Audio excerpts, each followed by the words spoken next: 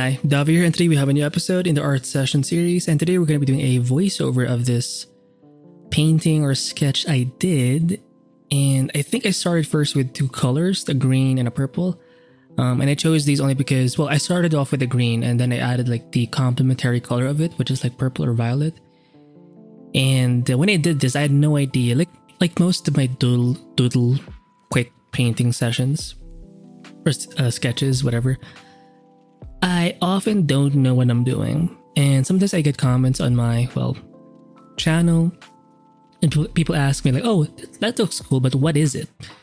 I don't know, so you decide. But it's fun, and I think you can come up with some very interesting designs if you just allow yourself to just, if you allow your hand to just do the work for you.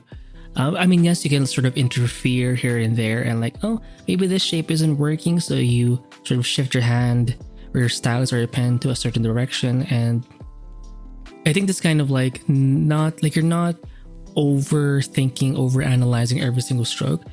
You're just sort of following the flow of things, and then once in a while you'll make interventions, maybe some adjustments. Maybe if you finally see like something that's worth investing in, then maybe you can sculpt that thing more, maybe add more values, clarify perhaps the edges, right?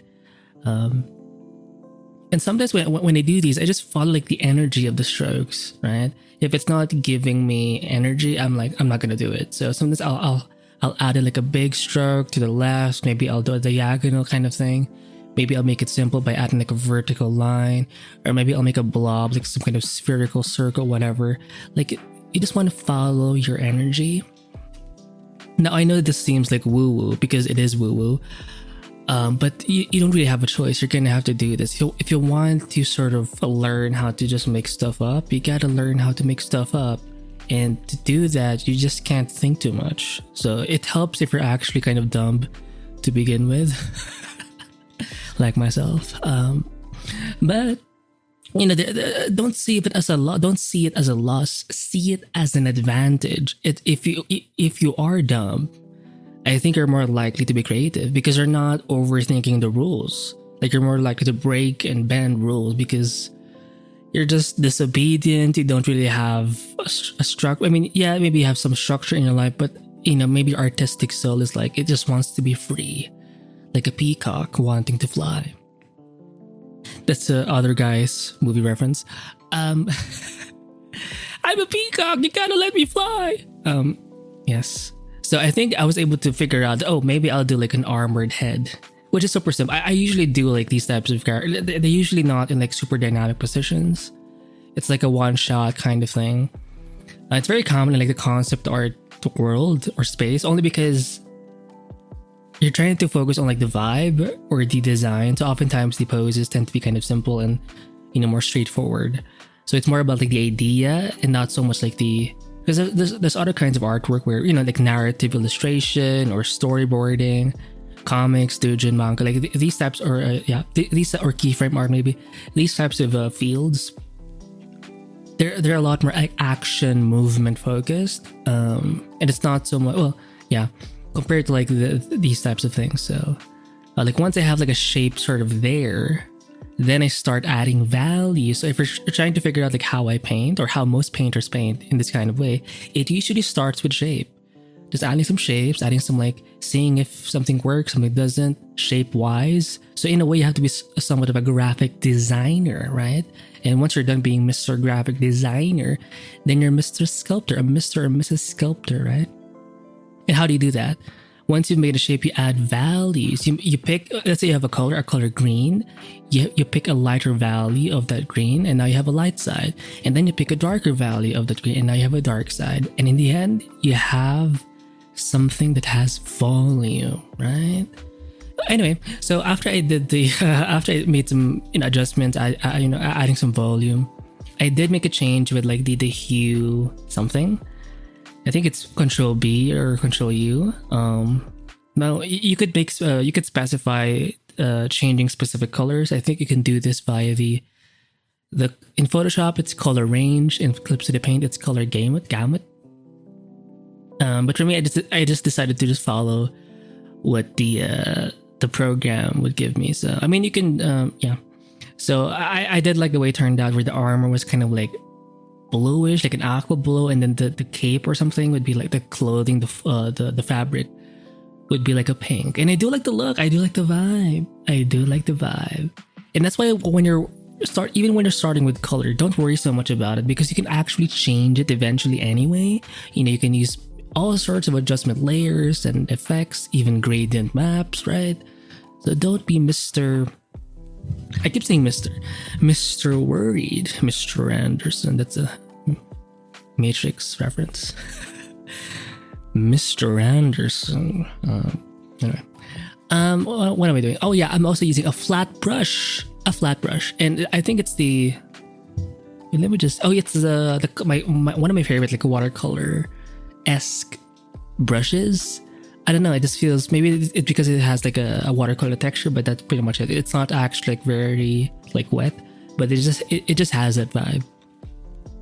I actually like the previous sketch way back, like a few episodes ago, when I started to do these recordings with my iPhone. It's actually my sister's iPhone, her old iPhone anyway. Instead of doing screen recordings, I think doing iPhone or, you know, from a camera, it's fun, because I was very jealous of artists who would do this. I tried doing it with like my webcam, which I bought. The quality wasn't there, but it, you know, I had the heart, you know, the intention was there, but it just did not look good. But thankfully I have an iPhone now, and, you know, I have like a stand where my webcam would usually be. I have like a small not monitor arm, but a small like camera arm that I can attach to my desk. And yeah, now it's for my iPhone now, and it looks good. So I do recommend, if you have a phone, if you have a good quality phone, because I mean I have another iPhone, but it's like, so like I can't move it. It's gonna heat up so fast because it's super like old. Like the battery's like not even like. The point is, I could not record properly with that iPhone, but thankfully I asked my sister if she could like give me her old iPhone, and she was like, yeah, we can have it. So yeah, I also added like a scar to this guy, right? Oh, guy or guy-yes or girl, who knows? Guy-yes. Yeah, because you don't know, they're wearing a mask. You know what? Maybe she is a chick, right? The pink, the aqua, it's giving hot. It's giving hot. And yeah, that scar in the head, even the way the top part of the armor, where you see a bit of like that hole, it looks kind of unique.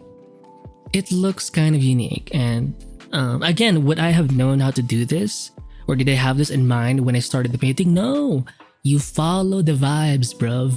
You follow the vibes, and then one day, as you keep pushing the painting, you will realize certain things work and how certain things don't work, and you will finally come up with something that you may or may not be proud of. But for this specific like doodle sketch quick painting session, I'm actually proud of what I was able to achieve.